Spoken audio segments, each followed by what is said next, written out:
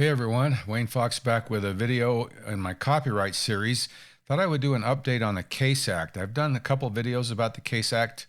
It's been a while actually, and I've done several copyright videos, everything from kind of what you need to know as well as a really thorough one on how to go through that registration process. We'll talk more about that in a minute. But I thought I should do an update because the Case Act actually passed Congress. Case Act stands for Copyright Alternative and Small Claims Enforcement, and it was passed as part of the December 21st, 2020 COVID relief bill. Now that bill was like, they threw everything, including the kitchen sink in that bill, and so a lot of stuff got passed that standing on its own might not get passed. The Case Act establishes a voluntary streamlined adjudication process in the Copyright Office to consider copyright infringement matters for claims that don't exceed $30,000. It's formally called the Copyright Claims Board, and it consists of 3 officers. 2 of those must have 7 or more years of experience and substantial experience in the evaluation, litigation, or adjudication of copyright infringement claims on the side of both media owners and users. The third must have substantial familiarity with copyright law, as well as alternative dispute resolution experience. And I think what that's sort of referring to is arbitration, because what this really is doing is setting up an alternative to court through a voluntary arbitration process. So additionally, there are going to be at least 2 full-time attorneys, each which have 3 or more years of copyright law experience assisting this board. And notice it says or more. I think the attorneys will do a lot of the research work. And I think, hopefully as the claims grow, they'll be able to handle them. That's kind of one of my fears we'll get to in a minute. The Copyright Claims Board, or I'll call the CCB, must be established within 1 year of the signing of the law. And that happened on the 21st of December or 27th of December. But there are provisions which allow that to be extended up to 180 days. So by June 25th, 2022, it definitely should be in place by then. This Copyright Claims Board can decide on cases brought by copyright holders regarding infringement, as well as declarations of non-infringement by parties being accused of infringement. It can also rule on misrepresentation of claims under the Digital Millennium Copyright Act. That's a tongueful. So the defendant has to agree to allow this process to move forward and actually has 60 days where they can opt out. And this is pretty important. I'll talk in a minute about why it's that way, why, as some of the conditions, why it's necessary that the defendant can opt out, basically because they're different than the actual copyright law itself. We'll get into that in a minute. The process of filing a claim seems pretty simple, pretty straightforward. Most of the information can be prepared by a law student or even by yourself. You submit it online. It's a much less formal process. In fact, a quote from the Copyright Alliance says the Case Act will create a much less formal, streamlined process than exists in federal court. Unlike federal court, attorneys and in-person appearances would not be necessary, and discovery would be extremely limited. And that's one of the challenges of a normal lawsuit is you've got just extensive groundwork by lawyers, both sides only caring about their side, not really caring about what's the actual law. And so this is more of a process of arbitration where an expert in this particular field is going to make a decision. Unlike a federal case, which cannot be pursued until a copyright is registered with the Copyright Office, a CCB claim can be filed as soon as a copyright has been applied for. A lot of times you'll make application for a copyright, hopefully before the violation, but in some cases it's after. And it takes 3, 4, 5, 6 months for that registration to be finalized by the Copyright Office. And I think a pretty recent ruling by the Supreme Court stated that until that registration is final and the copyright has been granted, you cannot pursue a case in federal court.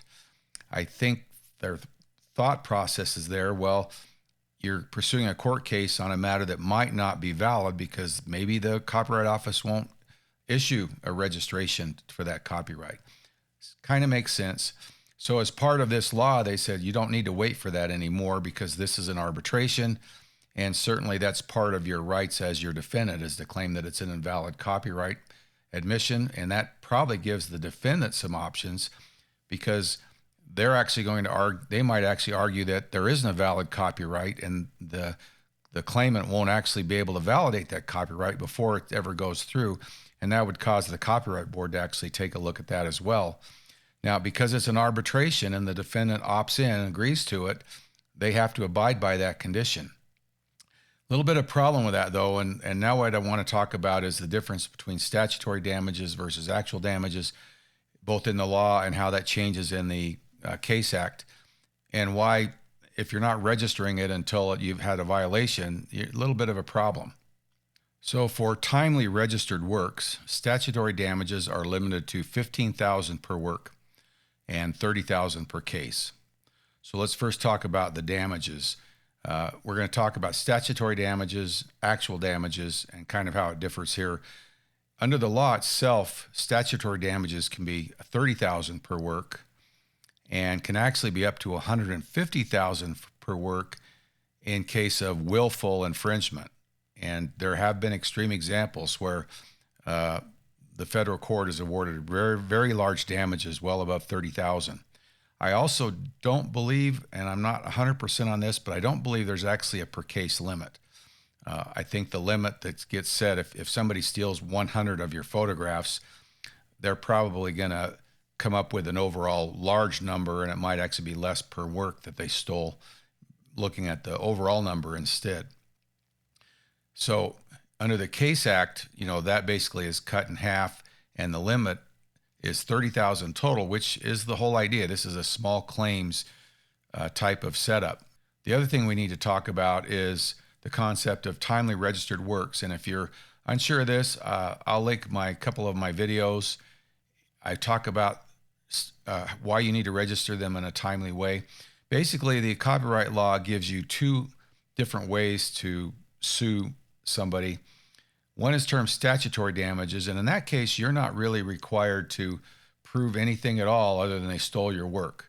You don't have to justify the expense. It's sort of a way to make it simpler, I guess, and most cases go forward with statutory damages. The only way you can sue for statutory damages is if you register the work. You've actually submitted it. It doesn't have to be finalized, but you've submitted it before the infringement occurs, or you submit it within 90 days of your first publication. So if you put something on your website and 80 days, and somebody steals it 30 days later, and 80 days later you file your registration, you're going to fall within that statutory deadline and be able to sue for statutory damages. If you file it 100 days after you first publish it, then you no longer will have that right for statutory damages. So under the Case Act, if you don't register it in a timely way, you do still have the right to seek statutory damages. They are limited to $7,500 per work and $15,000 per case, so half of what you could if you filed on time. Now, this is a little different because under the law itself, you don't have that right for statutory damages. Some critics say this will make the law or make the Case Act illegal because it violates the quote law. Of course, Congress could always change the law itself in that case. But because this is an arbitration, you can set up limits that both sides agree to, and the law doesn't really apply. We're not talking about a criminal law here. We're talking about a civil violation. And so this is what they set up. And I think they did this to make it simpler, to make it faster. I think what you'll find are most of the cases that come before the Copyright Board are going to be seeking statutory damages to make it simple. You can still choose to seek actual damages instead of statutory damages if you want. This capped at $30,000 per case. If you find that the person that stole your photograph, or most likely the large company that stole your photograph, benefited greatly, then it might be easier, and you might get that $30,000 max much easier. So for cases that are already filed in federal court, if both parties agree, the case can be moved to the CCB.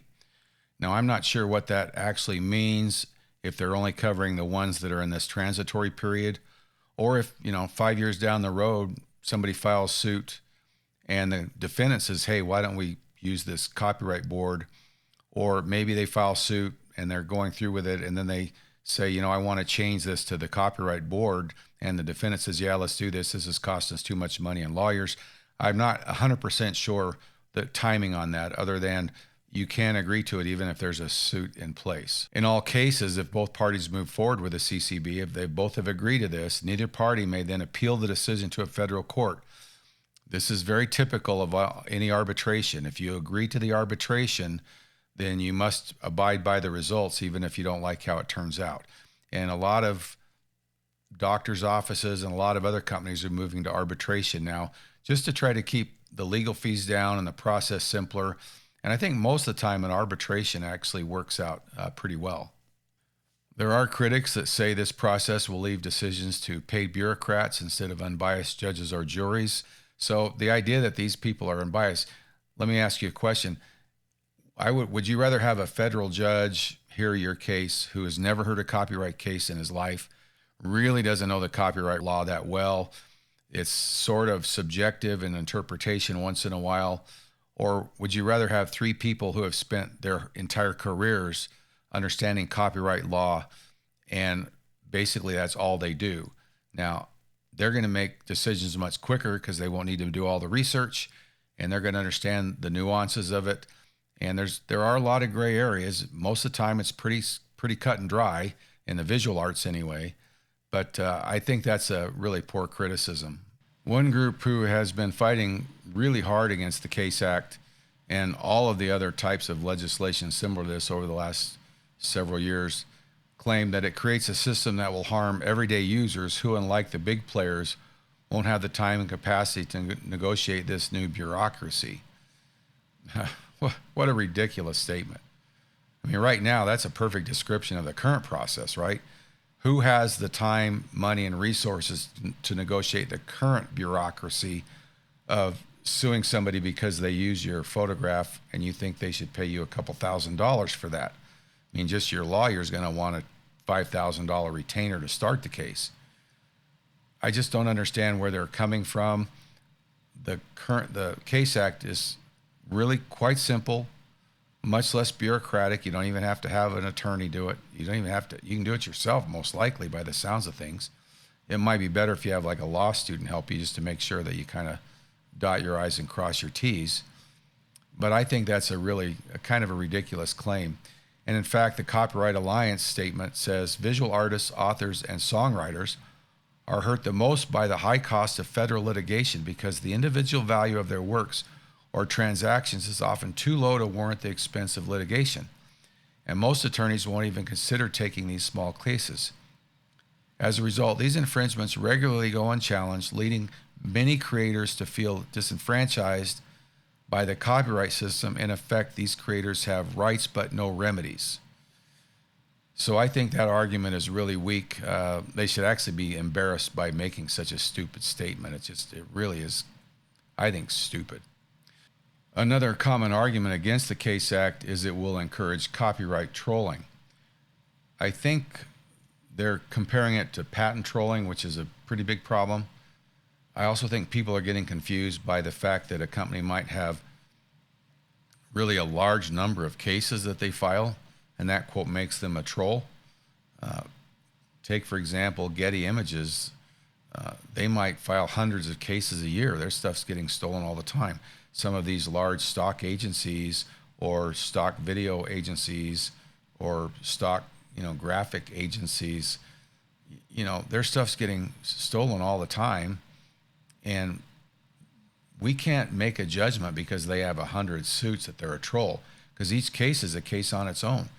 They're actually representing a creator. They're kind of a middleman there.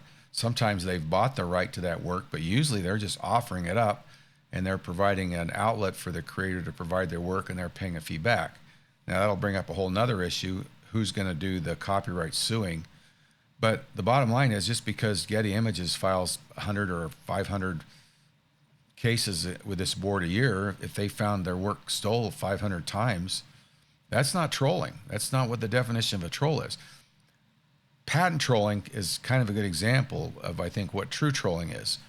So what you have is a company that all they do is go buy thousands of these very obscure patents. And the idea here is that they're going to look through software or hardware from really big companies that have, worth billions of dollars. and they're going to find some obscure little thing that sounds similar to this quote patent. I can remember one example is when the iPhone first came out, Apple was sued because of their slide to open kind of visual that they put on their screen, because there was some really thing that sort of described that in the opinion. Anyway, they buy all these patents and they look for this stuff, and then they find something that's vaguely similar. They'll spend millions of dollars pursuing thousands or hundreds of these type of cases, knowing that if one of them is enforced, or if one of the times the company gets tired of fighting it, you could get, 10, 20, 100, 200, $500 million claims. It can be huge. Now, their only business is to try to find these patents that they've bought stolen. They don't sell anything. They don't provide anything. They just buy these patents and they go look for things that they think are violations. That's a troll. Now, let's think about doing that. We'll use photography for an example. So if I wanted to be a troll, I would have to, first of all, have access to literally hundreds of thousands of images or even more that I would have the copyright to. I would have to provide that in some format that would allow people to steal it. Now, in patent trolling, a lot of times it's coincidental. They didn't steal it. They didn't even know about the patent. It just happens to be coincidental. In this case, this photograph is this photograph. It either is or it isn't. It's not a real, it's pretty black and white a lot of times. So if somebody has to steal it, then I got to find that they stole it, and then I got to take them to this board to get $15,000. Who is going to do that? So I think that's where the confusion is, and I don't think it'll be a problem. I think people are another manufactured excuse because they don't like the concept.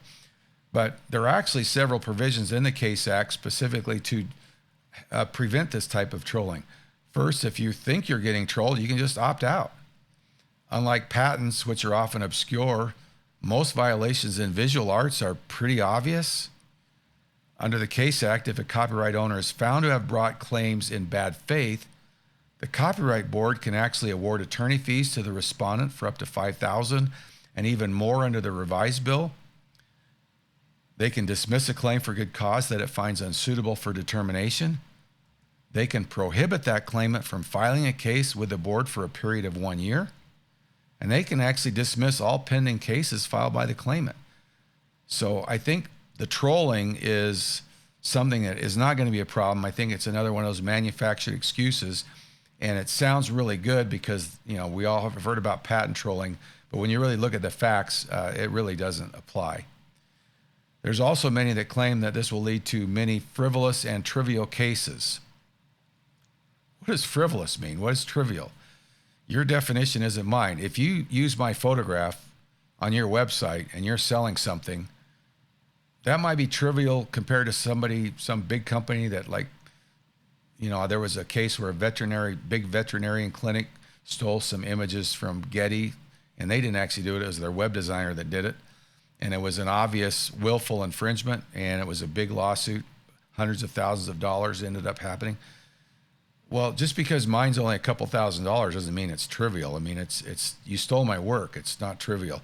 You stole whatever it is. You copied my art. Whatever is copyrightable. And so I think that claim is another kind of way to raise up negativity toward the act without really thinking it through. Will it work? Hard to say. I think there are a few problems with it, and only time will tell.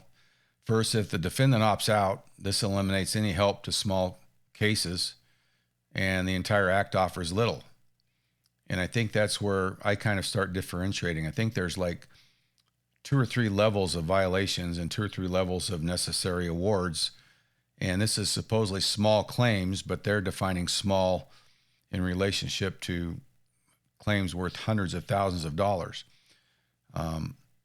I think that for small claims, it's not going to help. I think there's a high probability through social media, it will become common knowledge and practice that opting out is the best option for a defendant in a small claims case. If I'm wanting a couple $1,000s because you use my picture without asking, and you know that my only other option is to go to federal court, and you know I'm not going to do that. I'm not going to spend the money. Then just opt out. And I think that's going to become very common knowledge. If you break it down to the level of violation, where I'm talking about the little guy, which is somebody like just, normal kind of one-man operation photographer who gets an image stolen here or there, who really has no option to go to federal court because the defendant can opt out, this maybe won't be helpful at all. Now, when it comes to larger cases, if somebody stole your photograph and it was, pretty serious, it was a big company and it was pretty obvious that they blew it, they might be willing to opt in because it will set a limit to their liability. They might go, we're better off going here because they might only award $10,000 or $20,000, but in a federal court, we might lose $80,000 or $100,000. And one of the important things about statutory damages in a federal case, which I should have mentioned earlier, not only do you do the damages, but your attorney fees are covered as well. You can recover your attorney fees, which is something you can't do in the Case Act and you can't do if you're suing for actual damages.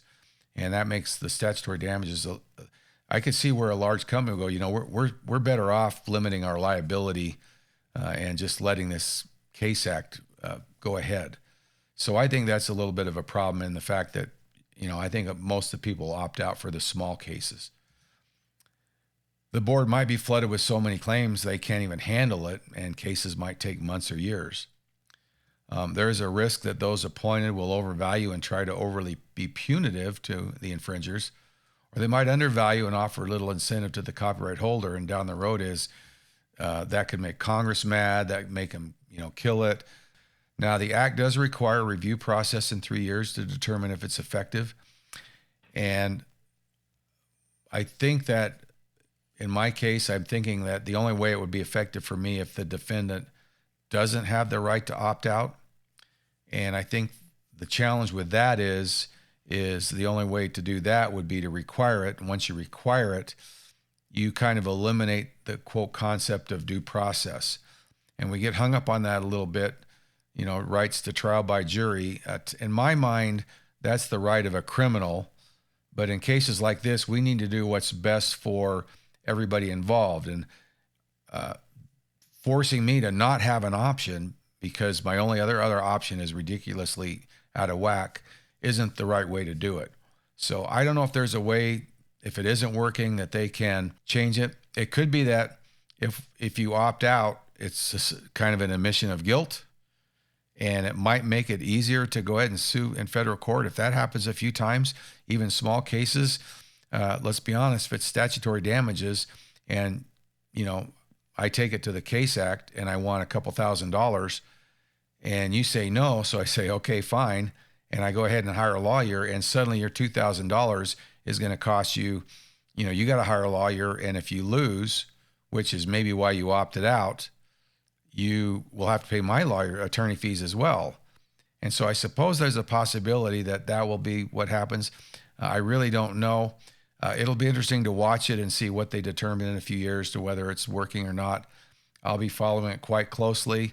I hope it will help. I think it will help some.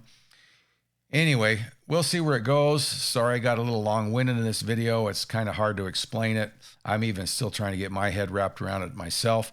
It'll be interesting to see if this helps in the long run. I'll update it as time goes on if there's anything interesting. In the meantime, I've got a link in the description below to my other copyright videos, especially the one that goes through the step-by-step process of registering your work. That's not hard. You can register hundreds at a time.